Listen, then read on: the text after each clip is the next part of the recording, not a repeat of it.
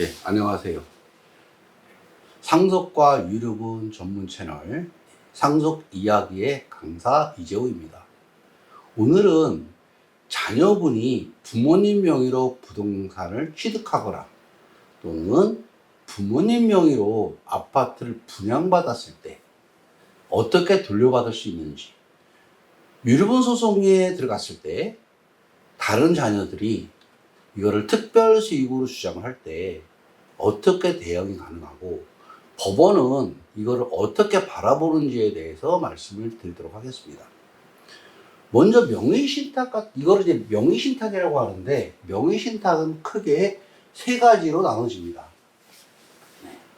양자간 명의신탁이 있습니다. 그리고 계약 명의신탁이 있고, 3자간 등기 명의신탁이 있습니다. 통상 이런 경우는 어떤 거냐면 내 부동산을 다른 사람한테 이전하는 겁니다. 명의만 바꾸는 거죠. 통상 이런 경우는 이제 채무면탈인 경우가 많습니다. 그래서 사회행위 취소 소송의 대상이 되고는 합니다. 이거는 뭐냐면 아파트 분양이 일반적입니다.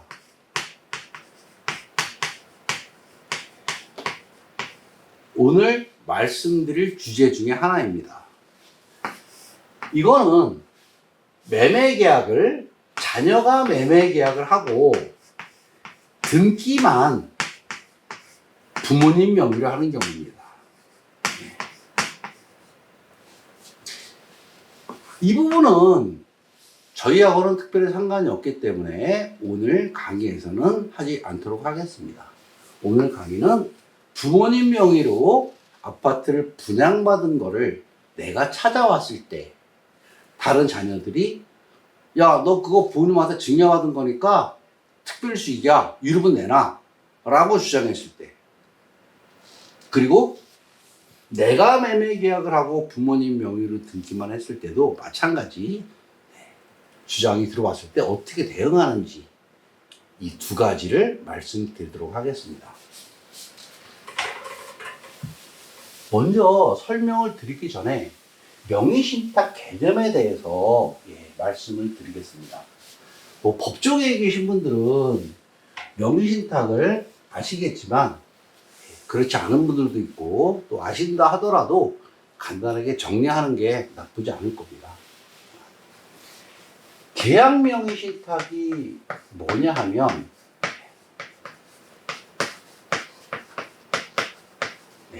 여기 매도인이 있습니다. 그리고 매수인이 있습니다. 그리고 여기에 자금을 부담하는 사람이 있습니다. 매매 계약은 이렇게 이루어집니다. 그리고 나는 여기다가 대금을 지급하죠. 따라서 이 매도인은 이 매수인이 이 사람으로 알고 있습니다. 이런 게 계약 명의신탁입니다. 법원은 이거에 대해서 명의신탁은 무효이기 때문에 실제로 이 매수인이 소유권을 취득을 하게 됩니다.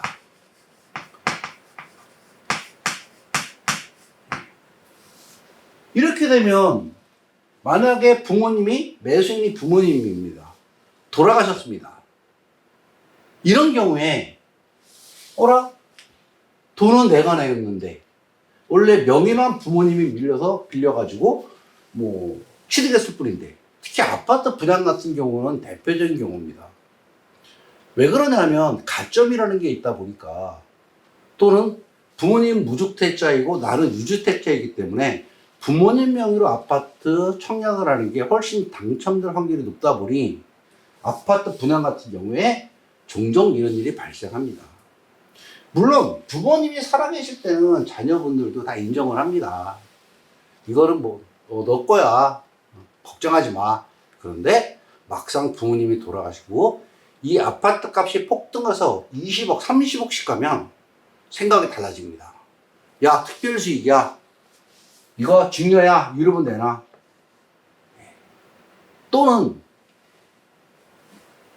이제 이렇게 되는데, 그러면 이 자녀는 무슨 권리를 갖게 되느냐? 이 대금 지급한 거를 반환할 권리를 갖니다. 이게 반환 청구권. 이게 문제입니다. 옛날에 7억에 분양을 받았는데 지금 20억입니다. 그러면 나는 7억만 받는 겁니다. 더구나 상속인이 자녀 둘만 있습니다. 내가 7억을 냈습니다. 그리고 아파트를 분양받았습니다. 그런데 나는 이 7억에 대해서 돌아가신 분한테 받을 권리만 있게 됩니다. 그리고 이 받을 권리는 상속 채무가 되기 때문에 3억 5천씩 상속이 됩니다. 결국 이 20억짜리 아파트는 2분의 1씩 취득이 되고 나는 상대방 자녀에게 3억 5천만 받을 권리가 있는 겁니다. 다시 말해서 내가 7억에 주고 부모님 명의로 분양을 받았는데 20억이 됐다. 그러면 나는 20억에서 2분의 1인 10억의 상속을 받고 자녀 2한테 3억 5천을 청구할 수 있을 뿐입니다. 그래서 10억, 13억 5천이 되겠죠.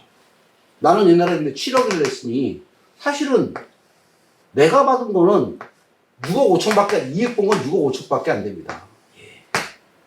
왜냐면 내가 예전에 7억을 냈으니까. 3억 5천 내가 부담을 하게 되는 겁니다. 법정 채무이기 때문에. 이런 문제가 발생을 하게 됩니다. 그리고 다른 상속인은 한 푼도 안 내고 10억의 상속을 받게 됩니다.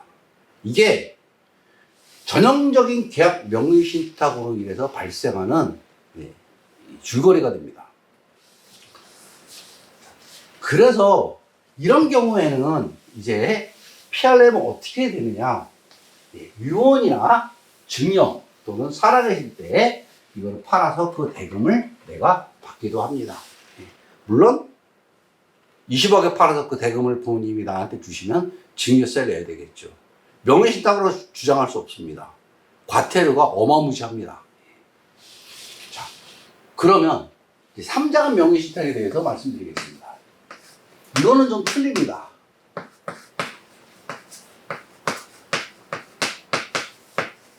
자, 매도인이 있습니다. 여기 매수인이 있습니다. 그리고 여기 자금 부담자가 있습니다. 계약은 아까와 달리 이렇게 이루어집니다. 매매 계약이. 돈도 내가 다 냅니다. 다만 등기할 때 부탁을 합니다.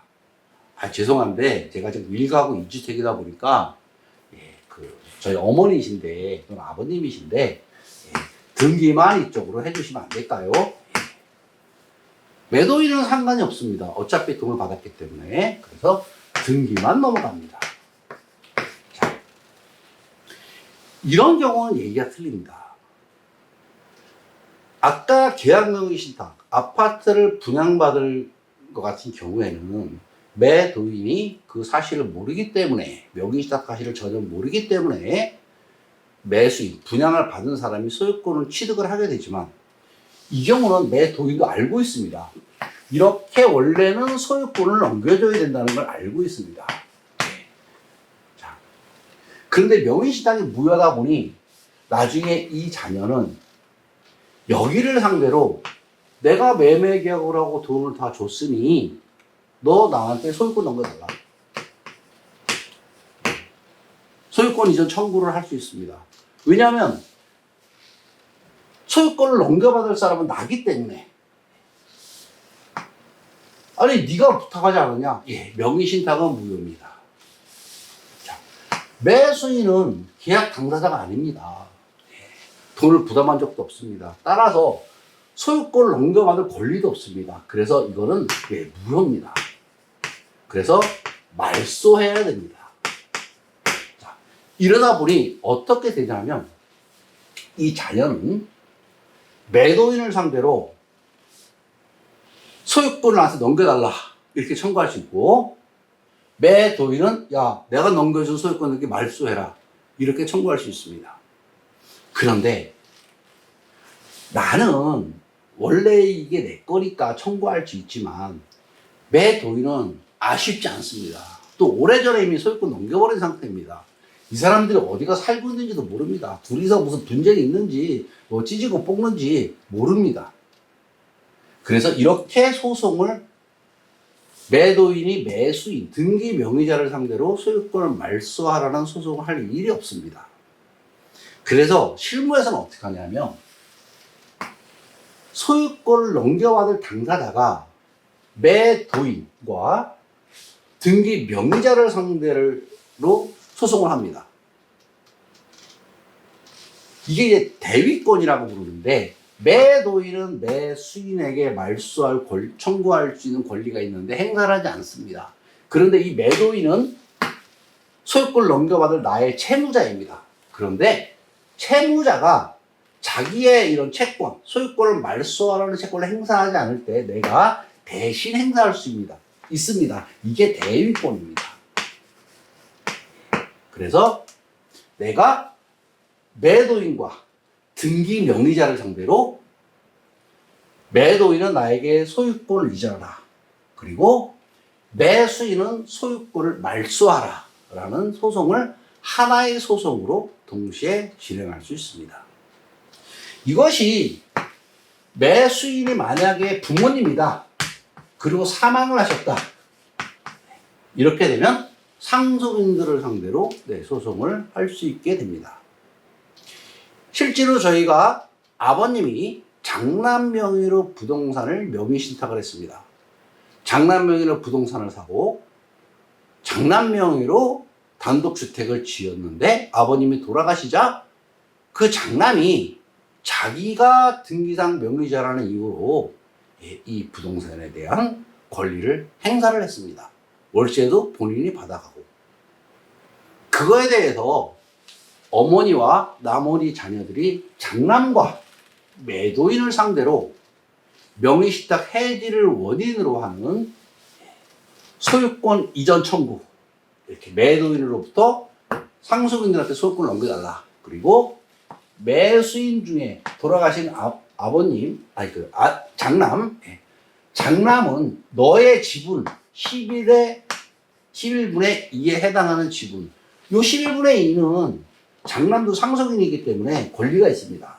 요거를 뺀 나머지를 말소하라 라는 청구를 해서 1심에서 승소 판결을 받고 2심에서 이제 그 장남이 항소를 했지만 기각당하고, 대법원까지 갔지만 마찬가지로 기각돼서 확정된 사례가 있습니다.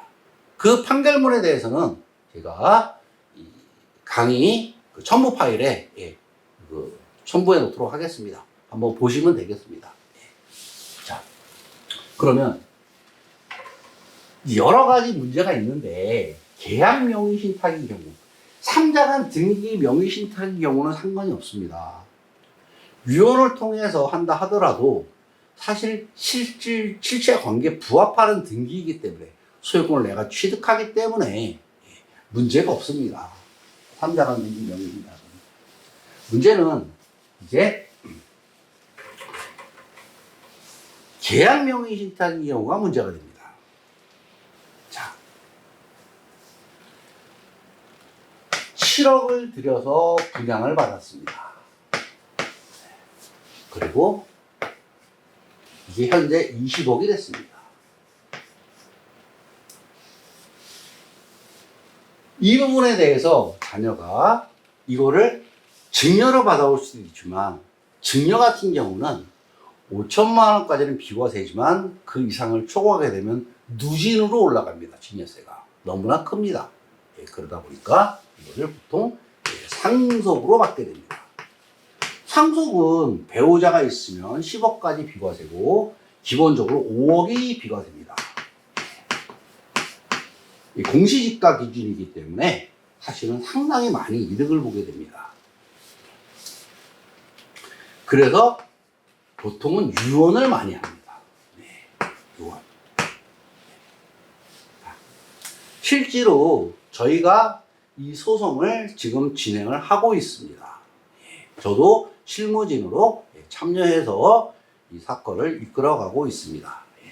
뭐 변호사님이 이거를 뭐 그 회의를 통해서 방향을 잡고 다 하고 있지만 뭐 제가 보기에는 뭐 실제로 이 명의신탁이라는 게 그 몇 가지의 과정이 있습니다. 그래서 이 부분은 좀 이제 지루하실 것 같으니까 조금 쉬었다가 한 10분 정도 쉬었다가 조금 있다가 다시 강의를 진행을 하도록 하겠습니다. 그러면 조금 쉬었다가 조금 있다가 다시 뵙도록 하겠습니다.